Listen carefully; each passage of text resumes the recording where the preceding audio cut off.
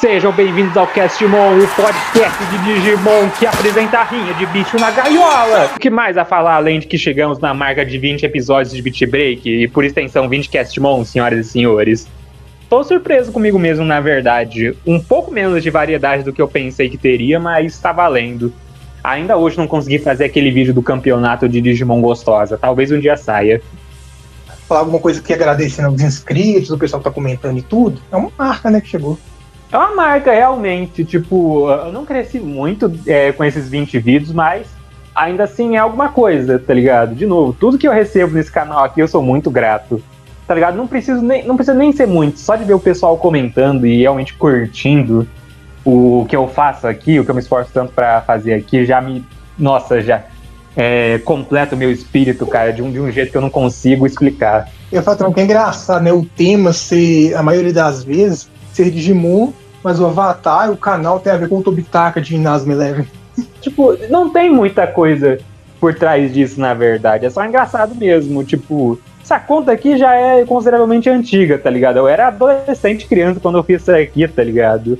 Aí, sei lá, é só o cara, vou pegar um personagem muito foda que eu gosto de colocar de foto. E foi isso.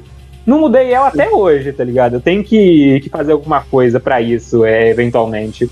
Vamos lá, depois de um episódio bem corrido e ambicioso que quis fazer muita coisa, a gente recebe o contrário nesse episódio. Um episódio com uma premissa super simples e direta que foca somente nela. O Digimon misterioso coloca Tomoro e Gekomon num coliseu de luta ilegal de Digimon por razões desconhecidas, onde ele se vê obrigado a lutar com os participantes dessas lutas, incluindo o campeão Soldaraito, agora demitido da Tactics. Enquanto isso, os vilões e protagonistas da série assistem os eventos do episódio se desenrolar, enquanto o Ministério desesperadamente pede ajuda da Glendon para derrubar o torneio. Poderia Araito finalmente provar sua genialidade? Se eu achei o episódio passado perfeito inicialmente, então esse eu nem sei do que chamar. Episódio mais do que necessário, com uma premissa meio nonsense, mas assim legal. Explica e faz muita coisa que a série não focou muito. Prepara terreno pro futuro dela e, acima de tudo, é da hora pra caralho. Isso tudo num episódio do Raito, que é a parte mais surpreendente disso tudo pra mim. Cara, eu só ia falar um pouco da abertura. Eu tava pensando, cara, porque essa abertura, pelo menos essa versão dela, se é que vai ter outras versões, já tá passando da caduca, cara. Ainda tem coisa do Goku ser um mistério, sabe? Que mistério. Sendo que ele já apareceu nesse episódio, a gente já sabe o nome dele desde o episódio 12. Isso aí é uma coisa que também quero falar sobre. Eu acho que a abertura, ela não vai mudar, pelo menos até o episódio 36, mais ou menos. Por quê? 3 arcos completos, tá ligado? Só aparece a progressão natural do anime. Porque pensa, eles estão mostrando, desde o episódio 1, os 5 estrelas na abertura. Sendo que a gente, tipo, só agora tá recebendo pelo menos alguma coisa do Clay. Então, tipo, mal mostraram esse aspecto da abertura ainda no anime. Então acho que para eles mudarem a abertura, pelo menos eles têm que terminar isso dos 5 estrelas. Isso se eles não forem os vilões finais e a abertura não ficar até o final mesmo. Só é estranho, né? Você vê a Wolverine, a única lá de forma adulta na abertura, nada de Armarizamon, nada de Kiropimon. Você vê o Goku Monster, nossa, que Digimon misterioso. E os 5 estrelas... É verdade mesmo.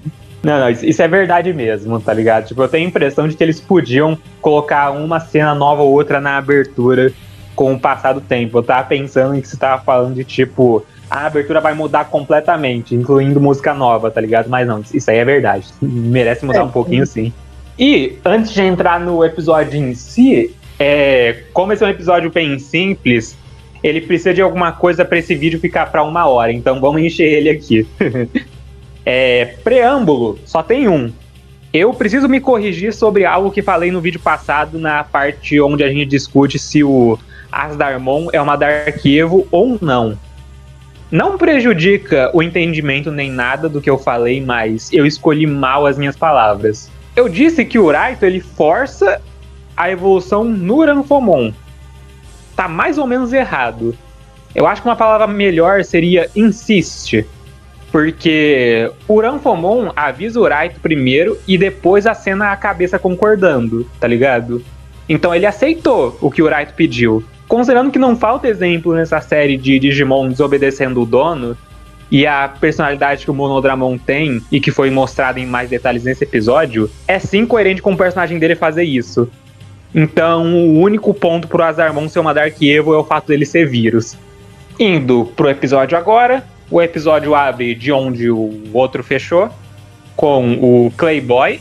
E aqui, senhoras e senhores, chegamos a um marco da série. É a primeira vez que a Maki serve alguém no bar fora o Yoshi ou o Kyo. Fez o trabalho dela, uhul, parabéns, Maki, aí, ó. O Clay, ele pede um Blood and Sand, é engraçado. Dizendo que eles pelo menos devem um drink pra ele depois de custarem bilhões do bolso dele. E eu acho que ele só tá jogando número aqui mesmo, nem ferrando que aquilo que a Wolvermon fez custa bilhões. Não que seja barato, mas é que 1 bilhão é um número bem grande. Aí tá, provavelmente essa conversa dos dois deve ser a cena mais importante do episódio. Então vamos dedicar um tempinho pra falar sobre ela. Ela começa com o Kyo perguntando se o presidente Wang também sabe disso. E o Clay responde que o tempo daquele velho já passou. Assim, que jeito legal de quebrar o gelo. Né? Quebrar o gelo. Essa cena é legal porque serve pra duas coisas. Mostra que sim, todo mundo ali dos 5 estrelas tem uma agenda própria que a União Mundial não sabe, ou não se importa pelo menos, porque o velho, ele pareceu bem liberal com os envolvidos, contanto que eles ajudem, tá ligado? E aqui também mostra 3 pontos de vista diferentes sobre o papel dos Digimons nesse mundo. Porque tem o ponto do Kyo, obviamente, e assim que o Clay ele faz uma oferta pro Kyo, pra ele e o Kyo juntarem forças, o Kyo diz que o presidente vê Digimons como um poder que foi dado a ele, e que o Clay só vê Digimons como meios de lucro. Esse ponto de vista do Clay tava bem óbvio, mas eu não esperava que o velho ele seria megalomaníaco. Eu pensava, sei lá, que ele seria mais figura política representante, tá ligado? O cara que ia sacrificar qualquer coisa pelo objetivo da organização. Mas não, ele é piratão mesmo. Eu devia ter visto isso chegando de longe com aqueles papos de mundo ideal e lavagem cerebral com um parasitismo de energia humana. Eu gosto quando eles dão assim, um foco, sabe, nos vilões principais e tudo, e ao mesmo tempo como quando cada um, né, tem sua agenda própria, como você falou aí. Também tem isso, o velho ele aparece na prévia por um breve momento, e depois desse episódio eu não sei porquê, eu tô com uma leve impressão de que esse maluco vai ser esfaqueado pelas costas. Sim, tá ligado? A gente já vê ele de costa com o Gokumon ali na prévia, ó. Um Gokumon ó, só fazendo a vara dele varar o cara. Esse cara tá por trás de alguma coisa, viu? Aí depois do Kyo recusar a oferta do Clay, dizendo que nos olhos dele o Wang e o Clay são iguais, o Clay diz que se ele não vai ajudar nos negócios dele, é pra ele ficar fora do caminho deles, já que isso pode acabar com a família dele se machucando. A ousadia desse maluco, a ousadia dele. Próxima cena, a gente tá de volta na Glowing Dawn. E olha só quem decidiu aparecer, senão o safado do Kawarazaki.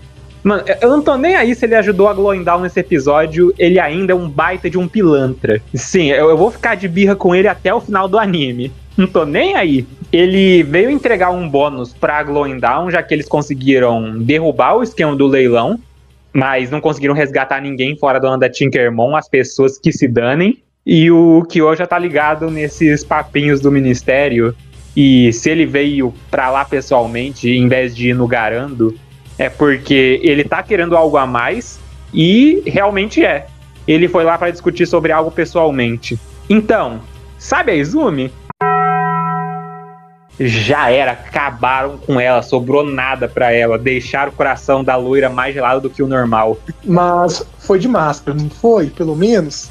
Foi de máscara. Anonimato continua ali. Silenciaram lá de dentro do ministério, rapaz. E pro responsável por isso sair impune, ele precisa ser protegido por poder e por dinheiro. Somente uma pessoa pode ser a responsável. Clay, pessoa girando, Arslan. Oh, tem certeza que foi ele pessoalmente mesmo, ou Kawarazaki? Já parou pra investigar se ele tem algum agente duplo trabalhando pro ministério aí? O Kawarazaki, ele tá numa situação bem complicada pra ele, porque o Clay tá pelo menos 2 níveis de poder acima dele, já que o ministério responde pro governo e o governo responde pra União Mundial.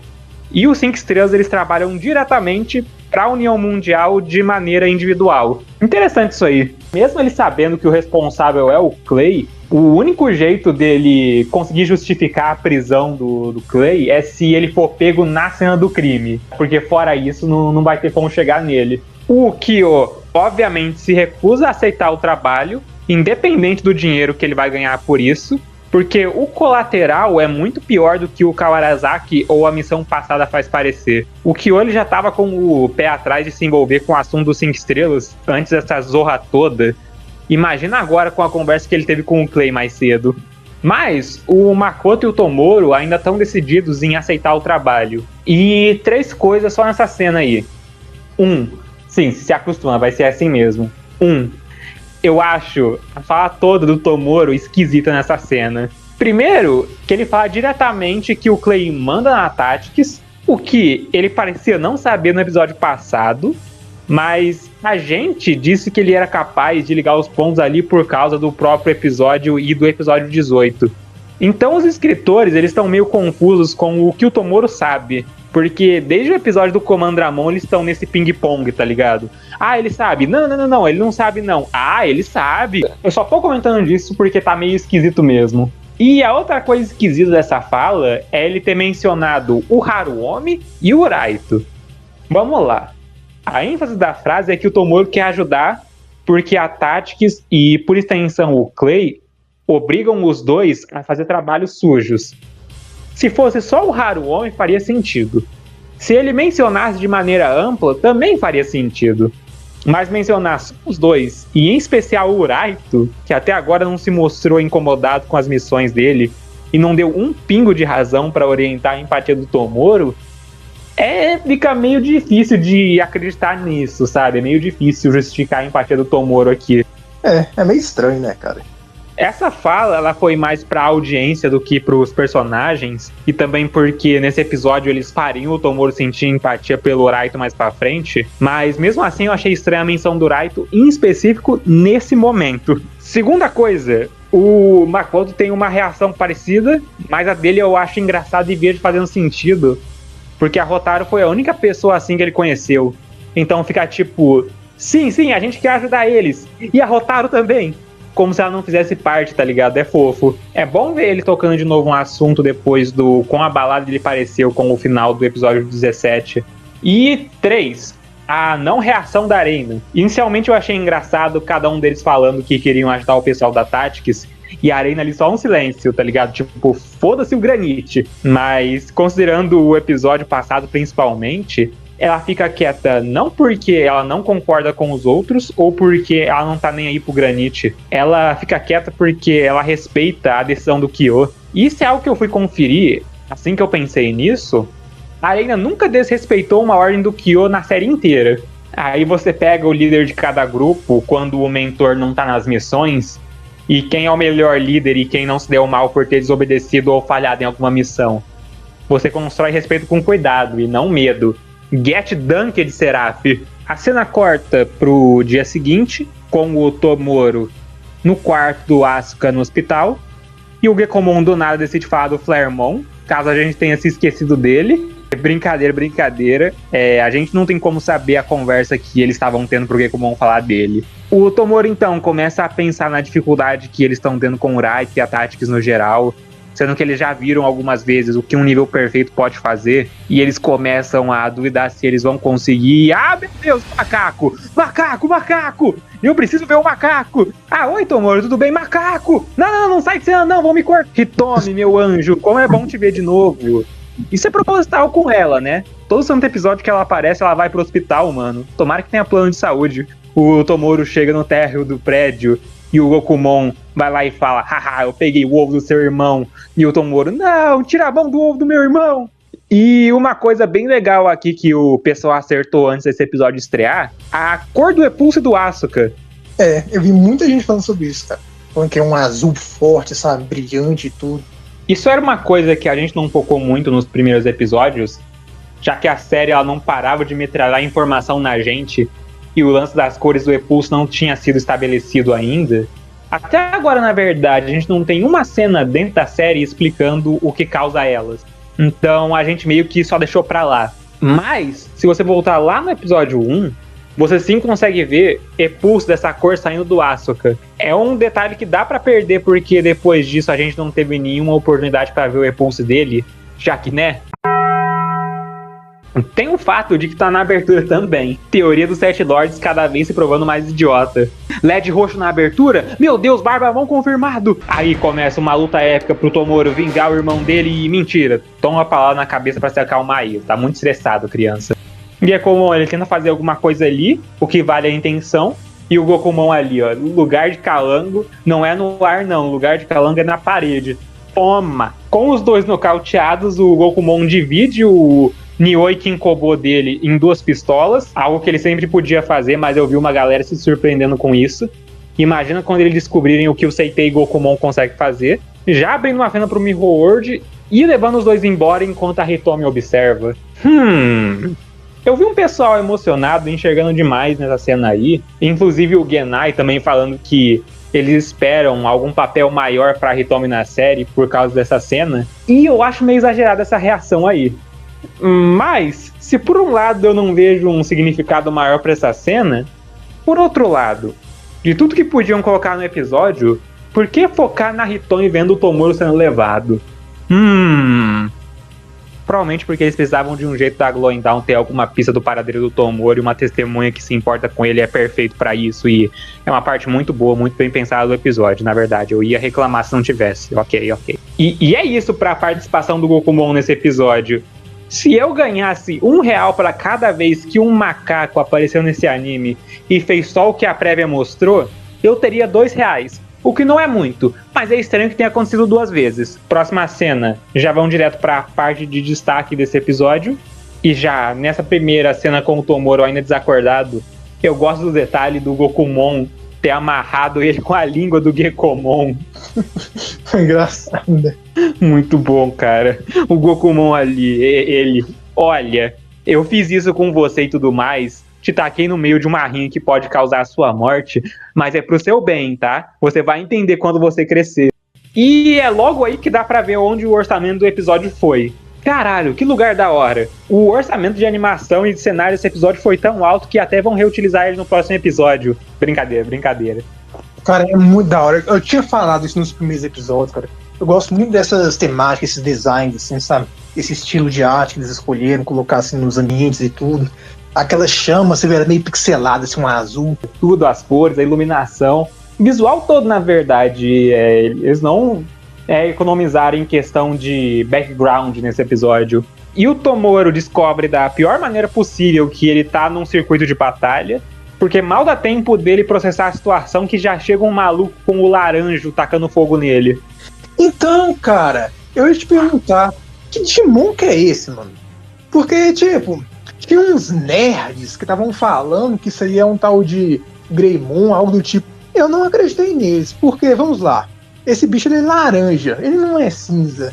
2, esse bicho é um dinossauro, ele não é um alienígena. Eu fico pensando, cara, o que será que o Ru vai falar aqui? Porque... Não, cara, 3, mano, ele nem faz parte de Grey's Anatomy. Ainda chama ele de que bicho? Guilhermão, então? Laranjo. Eu gosto do laranjo. Laranjo é legal. Piadas à parte, eu acho muito legal eles usarem o Greymon aqui e não fazer tempestade em copo d'água pelo fato dele ser um Greymon. É só um Greymon. É isso, tá ligado? Nada especial. Vários existem e esse é só mais um deles. Eu ia falar, cara, que é o seguinte, eles tentaram até colocar uma diferença nenhuma, essa cicatriz assim na barriga dele, essa barriga de chope que tem. E tipo, é um detalhe consistente, tipo, eu vi o episódio, eu notei esse rosa meio esquisito aí na barriga dele, eu pensei, ué, por que ele tem isso aí? Aí eu fui ver em outras cenas dele, realmente, em todas que aparece a barriga dele, tá lá a cicatriz, é algo consistente no modelo dele. Então, tipo, por algum motivo, pra esse personagem aí que faz porra nenhuma no episódio, pra falar a verdade, eles colocaram esse detalhe nele. E aparece pouco, tá ligado? Eu acho que só aparece em 3 cenas essa cicatriz dele aí. Então, tipo, eu achei um detalhe interessante, tipo, só deram mais trabalho pros animadores mesmo. Pronto, é meio que um jeito pra referenciar, assim, que ele já lutou bastante, já teve várias batalhas e tudo. Chamam ele de veterano e tudo mais. Que eu ia falar que ele não era um Greymon qualquer, sabe? Digimon é espécie, um vai ser diferente do outro. Aí já tem o pessoal já, quer dizer então que o Greymon trai, ele é do nível Armalizamun, que é do nível perfeito. Já tem aquela conversa toda, né, cara? É complicado, mano. Ele é um Greymon, ele é abaixo da média, na verdade, na minha opinião. Cara, que insulto, hein? Não, ele é abaixo da média mesmo. Mas tudo bem. Enquanto essa luta tá rolando, a gente corta pra ver o que o Clay tá fazendo. Nada, como sempre. E o Seraph já conseguiu a informação de que alguém hackeou o sistema deles pra colocar o Tomoro no Coliseu. Aí, cara, pra você ver, Digimon Beat Break é tão bom que até personagem de Beat Break assiste Beat Break. E é engraçado ver o Seraph durante o episódio inteiro querendo cancelar as partidas do Tomoro e o Clay só desviando dessa sugestão dele. É que nem aquele meme de Bleach, tá ligado? Deixa o cara gozar. Porque independente do prejuízo ou quem colocou ele ali pra começo de conversa, o Clay, ele tá muito interessado no que isso vai dar. O Clay, tipo, ele tem uma personalidade bem diferente do que eu pensei que ele teria. Mas, né, inicialmente eu pensei que ele seria um belo nada, então tá valendo. E voltando pra luta, acontece uma trocação épica entre os dois, estilo luta de Kaiju. E mentira, o Greymon é nocauteado pra um raio do Neutron Diffuser. Jobber, só pra mostrar o quão é forte o Armalizamun. Se um veterano tem esse nível de poder aí, eu fico imaginando o pessoal iniciante, tá ligado? Cara, pra ser honesto, eu acho que a mensagem desse episódio passou mais o quão forte o Gekomon e o Tomoro eles estão. Eu acho que a mensagem foi essa. Aí, ó, veterano deles aí pra você, ó. Get Dunked Fóssil do Adventure. E olha que o Tomoro nem queria lutar ali. O dono do Greymon, então, é levado. E o anunciante do circuito hypa a plateia pra próxima partida, já que o Tomoro vai enfrentar o heptacampeão deles, Soldaraito e seu Monodramon.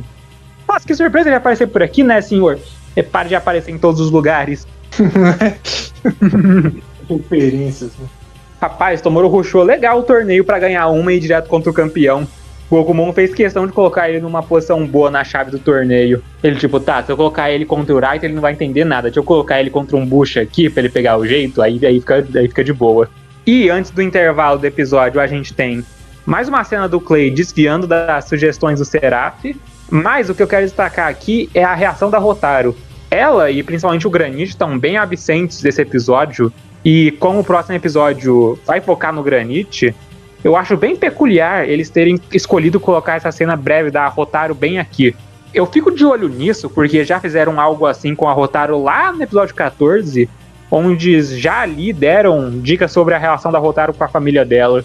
Voltando do intervalo do episódio, os escritores não perdem tempo e já colocam o Tomoro e o Gekomon para falarem com o Raito e o Monodramon, onde o Monodramon falou pro Tomoro que o Raito foi expulso da Tactics, mas que eles planejam ser aceitos novamente, escalando até o topo desse coliseu.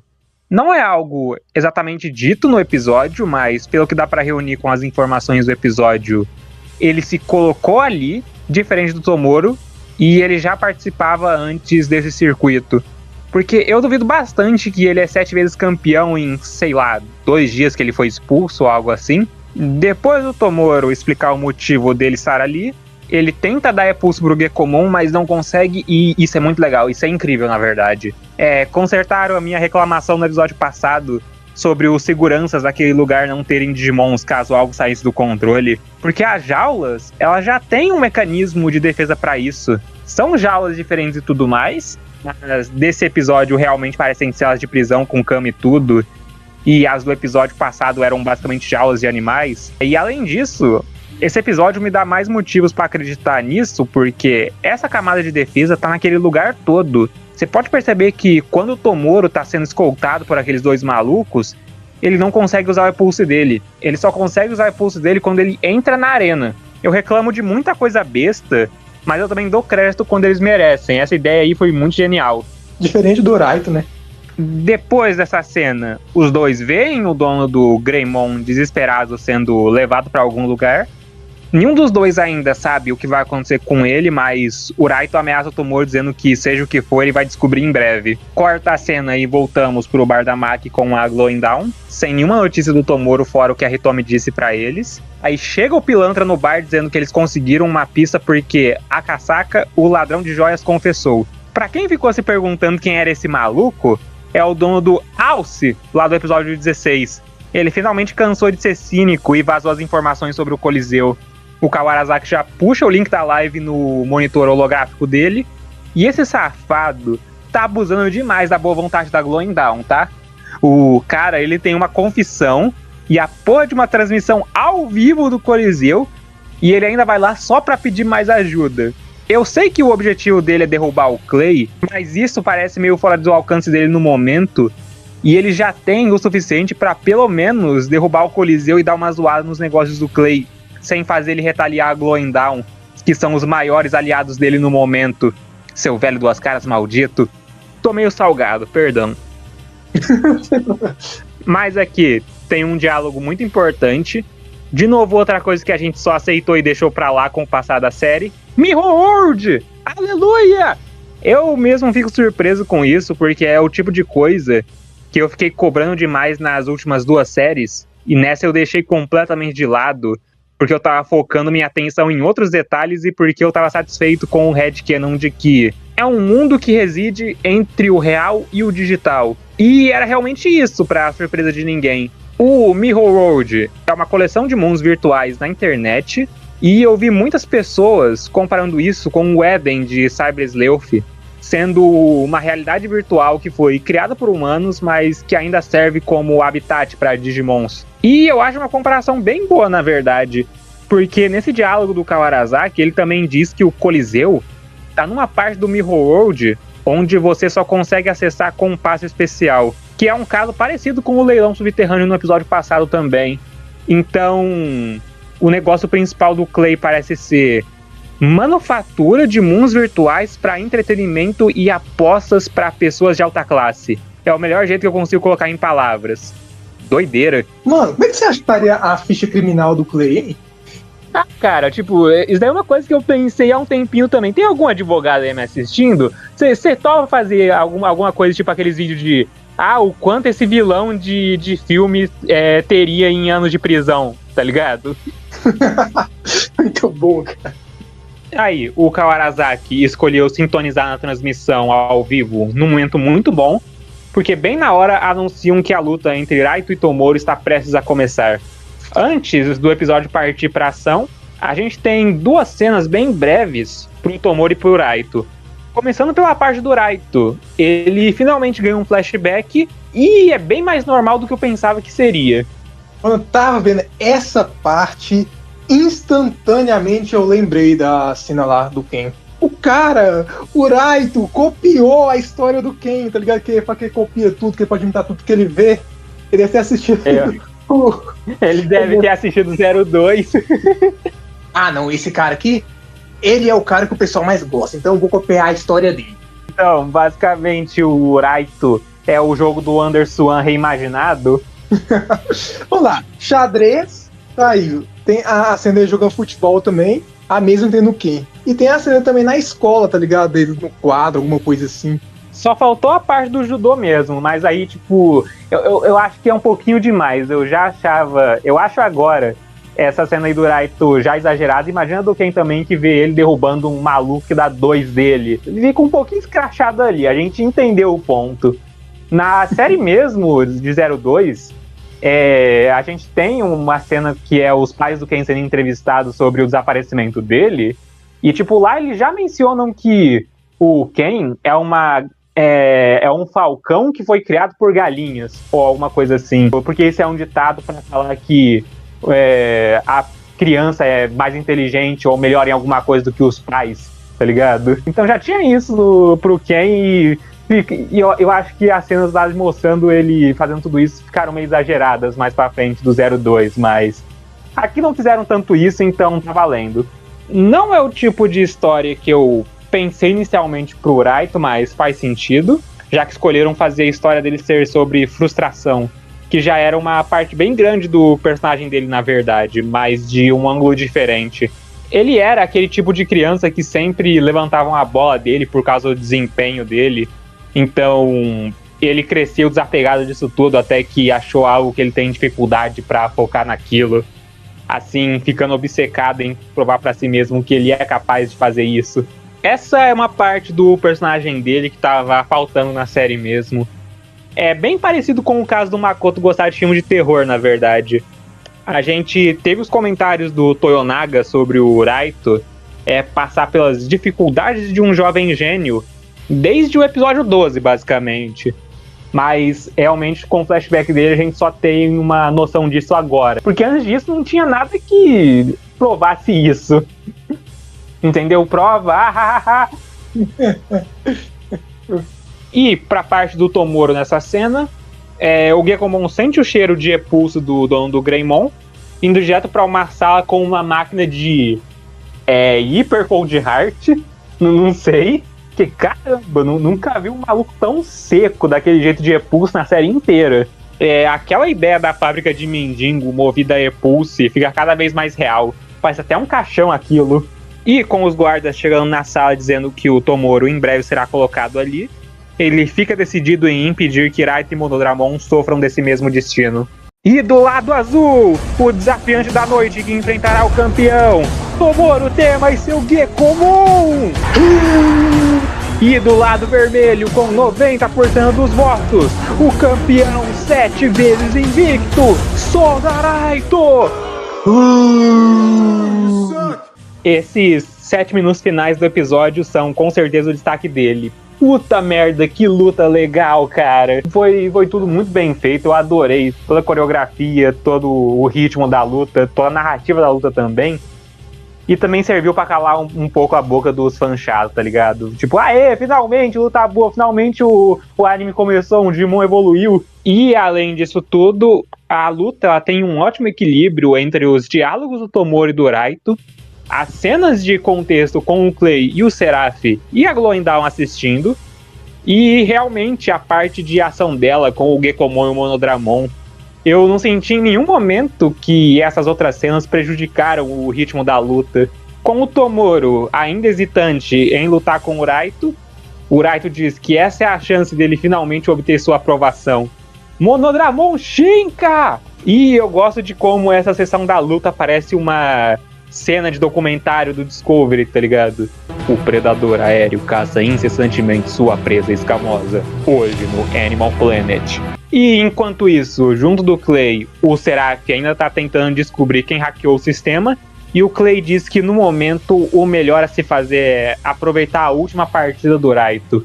Clay e seus diálogos abertos à interpretação. Ele tá falando isso porque é a final com o campeão, ou porque ele acha que o Raito vai perder? Seria engraçado se, independente qual for o resultado, né? Foda-se, tô ganhando mesmo. E no bar da Maki, a Glowing Dawn tá torcendo pelo Tomoro, e o Kawarazaki desesperadamente pede pela ajuda do Kyo. A Kiropimon consegue rastrear o local do Coliseu, e o Kyo relutantemente aceita se envolver nos assuntos de um 5 estrelas. Mesmo indo contra um 5 estrelas como oponente, é um membro da família dele que tá em perigo, e isso é o mais importante. Nós vamos resgatar Tomoro e Gekomon. Hype, hype, hype, hype. E, voltando pra luta, o Ranfomon conseguiu tomar controle da luta, prendendo o Gekomon no No Hope Fall dele. Aí, enquanto isso, o Tomoro confronta o Raito, perguntando se ele sabe o que acontece com as pessoas que são derrotadas.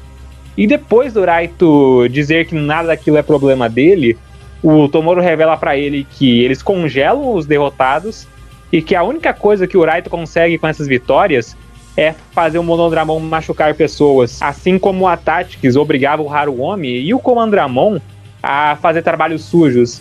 E agora que ele sabe disso, o Tomoro pergunta pra ele de novo: é realmente isso que você quer? É isso que você quer pra você e pro seu Digimon? E, por um momento, o Raito pareceu hesitante com aquilo, principalmente na parte do Cold Heart, mas ele mesmo assim prefere cobrir essa emoção dele com a raiva e o ódio dele. E mais uma vez faz o Ranfomon evoluir pro Asdarmon. Me dê mais repulso, Raito, é contra um nível criança que estamos lutando. Meio overkill, mas tudo bem. Assim que o Ranfomon evolui, o Gekomon consegue sentir a dor que o Asdarmon tá sentindo, e não parece algo metafórico ou algo assim do tipo. Realmente parece que ele tá falando de dor física e psicológica, mas a única coisa que faz ele seguir em frente é o bem do Raito e o seu desejo de provar as crenças do seu dono. Crenças essas que agora também estão machucando o próprio Digimon, além de machucar outras pessoas. O Tomura, então, percebe que a situação saiu do controle, ele não vai conseguir convencer o Raito ali a tempo de impedir tudo aquilo. O Tomura, então, evolui o Gekomon porque se as coisas continuarem assim, quem não vai sair dali são eles. E aí realmente começa uma trocação mais decente entre o Armalizamon e o Azdarmon, que eu gostei bastante de como usaram o cenário dela. Tipo, imediatamente já recompensou o Armalizamon girando assim em volta da gaiola, cara, muito legal. O cara parecendo aquelas motos no Globo da Morte, tá ligado? E aqui o Armalizamon brincou legal com o Azdarmon, viu, cara? Nessa cena aí pareceu que o Gekomon basicamente tava brincando com o Uranfomon e o Azdarmon antes dele evoluir, tá ligado? Tipo, tá, beleza, vou brincar aqui um pouquinho de pega-pega, mas eu acho que eu não vou continuar assim por muito tempo, então vamos evoluir logo e descer a porrada desse maluco. Eu não vi ninguém reclamando até agora disso, de verdade, de maneira séria. Eu acho que sim faz sentido, nessa situação, o Armalizamon conseguir ownar o Azdarmon. Esse aí é um detalhe que a gente também comentou no vídeo passado sobre interação de estilo de luta. A gente tinha falado que o Murasamemon tava com dificuldade no Uranfomon, sendo que ele era um nível acima, porque o Uranfomon forçou o Murasame numa posição que ele não tá acostumado. Ele não é bom pra fazer aquele tipo de coisa, defletir aquele tanto de cristal ao mesmo tempo. Do mesmo jeito também que ele não consegue lutar direito contra o Azdarmon por causa de vantagem aérea e também porque o Azdarmon ele é mais rápido que o Murasame. E realmente por isso que ele passou dificuldade, porque o estilo de luta deles é o contrário um do outro, e o Azdarmon acaba levando vantagem. Aqui é o contrário, porque o Azdarmon tá um nível acima e tá passando dificuldade, porque o Azdarmon perdeu todos os recursos que o Uranfomon tinha para lidar com o Armalizamon fora a vantagem aérea. Ele ainda tem isso, mas considerando que a luta é na gaiola, ele não tem mais isso. E você pode perceber o Azdarmon, ele é muito mais focado em corte. Diferente do Uranfomon, que ele não é focado em corte, ele é focado em dano contundente, que é muito mais efetivo contra o Armalizamon, por exemplo. Dá pra ver mesmo no episódio passado que o único golpe que realmente machuca de verdade o Armalizamon é a rabada do Uranfomon, tá ligado? Que é um golpe contundente. Então ele basicamente perdeu todas as ferramentas que ele tinha pra lidar com o Armalizamon, e nessa luta onde ele tem um espaço limitado pra se movimentar, o Armalizamon consegue levar vantagem nele. Cara, é engraçado, né? Mas essas frases aí, você já tá se provando assim, superior ao Raito. Porque o cara que se considera um gênio, ele não presta atenção no básico. Caralho, só se perdendo. E realmente, eu falei que ele tava indo pelo Bad Ending. Realmente, com o final desse episódio, viu, cara? Mas a gente tá se precipitando um pouco com isso. O Raito, depois ele vê o Digimon dele sendo absolutamente ownado pelo Armalizamon, ele fica mais estressado ali ainda. O Epulso do Raito volta até aquela cor preta do episódio passado, e realmente só agora, porque não tava com essa cor antes e o Azdarmon não parecia descontrolado. Então sim, o Raito realmente ele tem capacidade de controlar o Azdarmon, um Digimon perfeito. Ele não tem capacidade de controlar ele mesmo, as próprias emoções. E é aí que ele erra, porque ele sempre vem com esse papo de controlar a emoção, que não sei o que, essas coisas, se deixar levar por emoção não é algo legal, é algo que uma pessoa idiota faria. Mas ele não percebe que o que fez ele chegar nesse nível foi todo o ódio, a raiva, a frustração dele para conseguir algo assim, para se provar um gênio pro Seraph e para se provar melhor que o Tomoro. Então, se ele conseguiu isso, ele conseguiu por emoção. E além disso tudo, ele não controla as emoções dele, ele reprime elas, é algo totalmente diferente. E é aí que mora o erro dele. E enquanto a luta toda tá rolando, o Raito e o Tomoro trocam mais diálogos, mais notavelmente com o Tomoro chamando o Raito de egoísta, porque ele só tá pensando nele mesmo ali no momento, ele não tá pensando no que acontece com as outras pessoas, no que pode acontecer se ele voltar pra Tactics, no que o Digimon dele tá sentindo, e assim vai. E o Raito responde que o Tomoro também tá sendo egoísta, ele veio ele tá lá por razões egoístas, indo atrás só do repulso do irmão dele, sendo que tem mais pessoas pra ele ajudar ali, se esse fosse o problema. Raito, 3 coisas. Primeiro, o Tomoro tá sendo o oposto de egoísta. Se ele tá se importando com uma pessoa que não seja ele não tá sendo egoísta. Dane-se se é uma pessoa da família dele ou se é no interesse dele. Ele tá pensando na condição de outra pessoa. Segundo ponto, ele está preocupado também com o que acontece com as outras pessoas aí. Ele está considerando a vida de várias outras pessoas, incluindo a sua. Terceiro ponto, mesmo se ele tivesse sendo egoísta, isso não tira o fato de você também estar sendo egoísta. 2 errados não vai fazer um certo. Bom, pelo menos não desse jeito. Negativo com negativo não dá positivo aqui não, Raito. Tá, e também falando disso, acho que um quarto ponto também que é legal pra adicionar no que você falou, o Tomoro não tá ali por escolha dele. O Gokumon tacou o maluco ali no foda-se, sem dar nada pra ele. É verdade, né? Tem isso também. O Raito se colocou ali, tipo, o Seraph, ele não parece interessado no Raito durante o episódio inteiro. O Clay não parece interessado no Raito. Ninguém tá nem aí pra ele. O cara foi expulso da Tactics e é isso. Ele tá lá porque ele quer voltar pra lá. Tá ligado? Então, ponto absolutamente morto do Raito. Você não tá falando nada aqui, cara. Desculpa. Provavelmente deve ser intencional isso, cara. E beleza. E depois disso, o Armalizamon e o Azarmon estão continuando a trocar golpes. E enquanto o Azarmon tá perdendo o controle, a gente vai alternando entre cenas de diálogo do Raito e a visão vermelha do Azarmon enquanto ele luta, chegando cada vez mais perto do Raito, enquanto ele vai falando, não, eu posso provar isso, eu sou um gênio, eu vi o Kyo, eu vi o Murasame e o Gigasmon antes, então se eu vejo uma coisa uma vez eu consigo imitar ela, então sim, eu sou capaz disso. Até que ele vê uma das lâminas do Azarmon indo em direção a ele. E esse momento eu tava pensando, putz, já era, cara, é isso. Acabou a participação dele no anime, vamos embora, entendeu? Acabou isso. mas não.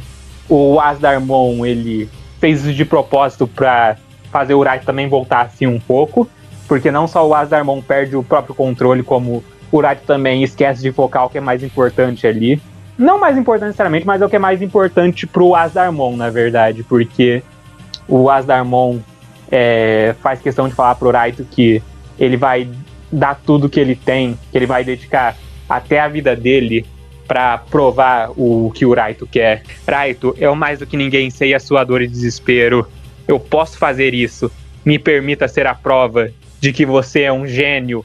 Title Drop! E com isso, o Azarmon dispara em direção ao Armalizamon. O Armalizamon defende usando o Neutron Blade dele, enquanto o Tomoro diz pro Raito que sim, o Tomoro aceitou, o Tomoro já aceitou que o Raito é um gênio, mas que pelo próprio bem dele, o Tomoro precisa acabar com aquela batalha e derrotar ele. E com essa fala, o Raito ele finalmente percebe o porquê dos dois conseguirem estar lutando contra o Azarmon dele, porque eles continuam crescendo mais poderosos durante toda aquela luta. Ele finalmente percebe que o Armalizamon e o Tomoro ressoam como uma coisa só, eles são a mesma coisa, eles sentem a mesma emoção e por isso eles conseguem seguir em frente e superar qualquer coisa que entre no caminho deles. E agora, com o último golpe, o Armalizamon já com o Neutron Blade comba de novo outro golpe dele pra lançar um ataque mais forte. E ele tá tipo, ok, eu já combei o Neutron Laser com o Neutron Diffuser, eu já combei o Neutron Diffuser com o Neutron Blade, e se eu combar o Neutron Blade com o Neutron Blade? E aí com isso ele fica com umas armas muito da hora, parecendo umas brocas assim. Considerando que ele ia girar, eu já tava pensando que isso aí ia virar Gurren Lagann. Mas não, é só uns espadão mesmo ainda. E, vamos lá, você considera esse o golpe não Murasame, não Flaremon mais forte da série? Enquanto eu não ver um Ludomon abatido... Mas ó, ele deu KO no Azarmon, viu? Ele deu KO no Azarmon legal. Cara, talvez o foco nisso aqui tudo seria mostrar o quão forte está ficando o Tomoro e o Gekomon. Tem essa impressão, cara. E isso tudo é obra daquele Canadá. Ele está por trás de tudo, ó. Aquele Canadá. E não só parece que o Armalizamon deu KO no Asdarmon, como parece que ele quebrou o sapotama do cara. Ou sei lá, eu também pensei que podia ser a jaula que era eletrificada, mas o Armalizamon fica rodando naquela jaula o tempo todo, não acontece nada com ele. Cara, eu acho que o Raito conseguiu encontrar o Bad Ending, mano. O sapotama dele quebrou, cara. Quem dera, quem dera! Mano, eu acho que quebrou, eu acho que já era pro Asdarmon ali, cara. Pode tirar, coitado do Asdarmon. Pô, se foi isso, cara, nossa, é mais uma coisa pro Tomura ficar assim, se sentindo mal durante os episódios. E sim, eu acho que isso é proposital até agora, que aconteceu em 4 episódios seguidos, ou melhor, com 4 pessoas em 3 episódios seguidos. O Haruomi, a dona da Tinkermon, o dono do Greymon também, que ele se sentiu mal, e a porra do Raito agora. Ou mais especificamente o Asdarmon, o Raito que se dane. Poderia, né, ter um jeito de o Asdarmon barmo no Dramon ficar de boa, mas o Raito se ferrar. Mas tá, respeito pelo Asdarmon, cara, eu acho que é isso. Acho que é isso pra ele. E com isso, o episódio fecha de maneira bem única, com um fade pra preto, que eles normalmente fazem pra abrir o episódio, mostrar o título do episódio, um jeito bem legal de vender a cena, o drama e o peso dela, com o Raito também, mostrando uma expressão que ele não mostrou até agora. Na verdade, eu acho que eu nunca vi uma expressão de tristeza e desapontamento tão grande no Raito desde a primeira aparição dele. E tipo, isso é uma coisa que estão fazendo legal com o Raito e com todos os personagens, na verdade, mas ele é o foco agora, então eu acho pertinente comentar. No episódio passado, quando eu tava tirando print pra colocar as imagens assim no fundo do vídeo, toda a santa cena, depois do Asdarmon evoluir e eu tirar a print do Raito, ele parecia cansadaço, tá ligado? Ele parecia um zumbi em toda a cena. Era um jeito legal de vender o quão realmente ele se esforçava pra fazer tudo aquilo e o quão cansativo realmente é pra ele controlar o Asdarmon e tudo mais. E aqui também, nesse episódio, nessa cena final, estão mostrando aquela expressão dele, até que neutra, mas que mesmo assim remete a algo mais triste. É difícil agora eu conseguir prever o que vai acontecer na próxima, o que ele realmente tá sentindo ou o que ele vai fazer ali, porque o personagem dele é bem mais complicado do que eu pensei que seria inicialmente. Então sim, animadíssimo e muito curioso para ver o que vai acontecer no próximo episódio e como ele vai se desenrolar. E com isso a gente tem a prévia. Será que o Domon foi abatido? As coisas não parecem muito boas. Pelo visto, quem vai ser abatido mesmo naquele episódio é o Granite, cara. E a explicação do porquê ele não apareceu nesse episódio e a Rotaro apareceu pouco. O Granite tava querendo se matar em outro lugar. Pesado, viu? Pesado. Mas é verdade. Essa prévia aí, eles sempre embaralham a prévia de um jeito que não fique óbvio a sequência de eventos dos episódios, tá ligado? Tipo, a prévia nunca é em ordem de acontecimento dos episódios. Eu acho que aqui eles vão ter que voltar um pouquinho no tempo, pra pelo menos no começo do dia, pra explicar onde o Granite estava, o que ele tava fazendo, o que a Rotaro também tava fazendo pra ela aparecer ali do nada com aquela reação.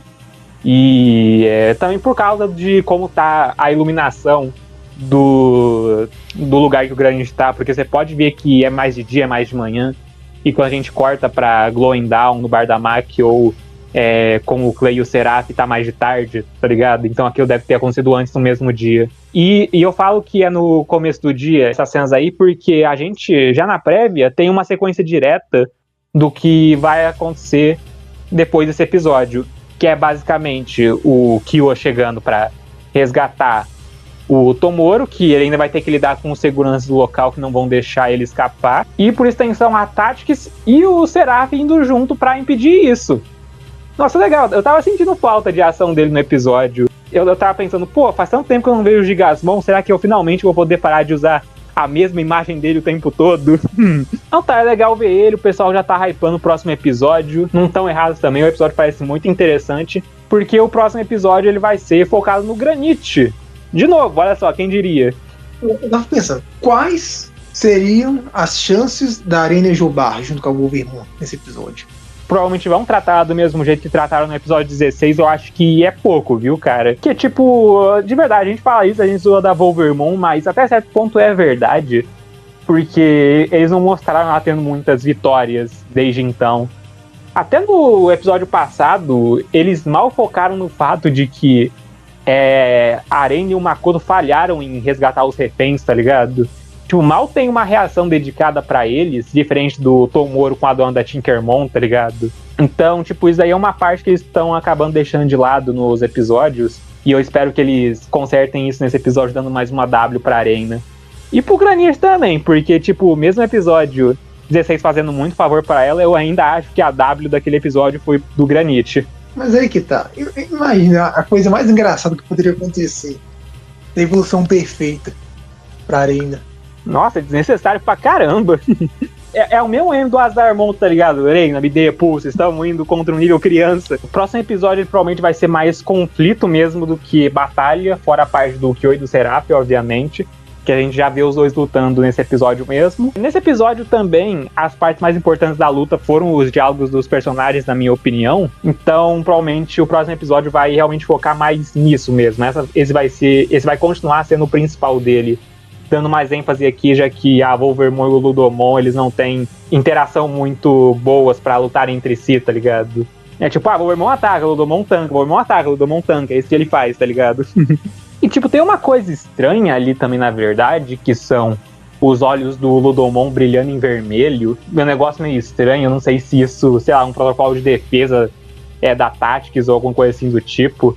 Mas me fez parecer que o Epulse da Arena tá ressoando no Ludomon. E, tipo, isso é um negócio esquisito porque a gente não viu isso acontecendo antes. Fora o provável caso do Marimbulmon, que ele tá com o Epulse do Canadá, então vai ser amarelo mesmo. Pô, o Ludomon não mostrou isso até agora na série, tá ligado? É sempre verde o Epulse dele. Aí do nada vai lá e tem um brilho vermelho nele. Esquisito isso aí, hein? Mas sim, essa prévia me deixou muito animado, como sempre. Já dá pra ver o Coliseu ali todo destruído, todo ferrado. Granite sendo levado ao máximo ali também, e acho que ele tá consideravelmente pior do que ele tava na neve. Então sim, eu quero ver que tipo de situação extrema vai fazer os personagens chegarem a esse ponto no episódio e qual que vai ser a resolução dele. Que também pode ser um jeito de construir terreno pro season finale desse arco. E com isso, o episódio acaba, e também o Castmon. Muito obrigado a todo mundo que assistiu até aqui. Não se esqueçam do gostei do vídeo e de compartilhar para quem gosta. Se inscrevam no canal também. Isso daí me motiva bastante a continuar fazendo esse tipo de conteúdo para vocês e entregando ele semanalmente. E até a próxima. Falou! Enquanto acompanhamos suas vidas, como eles nascem, crescem e evoluem. Sábado, 2 de março, a partir das 9h20 da noite. Só no Animal Planet.